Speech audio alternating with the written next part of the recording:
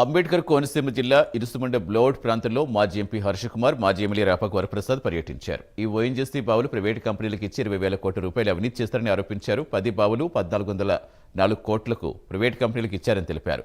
ఈ బ్లోఅవుట్స్తో సుమారు 250 కోట్ల రూపాయల గ్యాస్ వృధా అయిందన్నారు.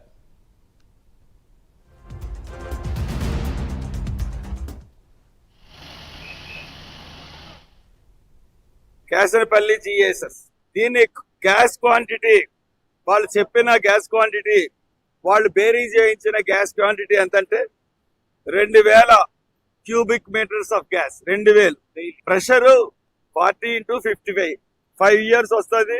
దీని కెపాసిటీ 2,000 క్యూబిక్ మీటర్స్. 16-19 అక్కడే స్కామ్ అన్నది జరిగింది. నిన్న కలెక్టర్ గారు చెప్పింది ఎంత, ఈ గ్యాస్ లోంచి 40,000 కిలోమీటర్ల మెట్రిక్ టన్స్ గ్యాస్ వెళ్ళింది. 2,000 మెట్రిక్ టన్స్ ఖరీదు వచ్చి మనకి 3,05,00,000 3,50,00,000 ఉంటే 40,000 కిలోమీటర్ల మెట్రిక్ టన్స్ ఇంచుమించు 250 కోట్లు ఉంటాయి.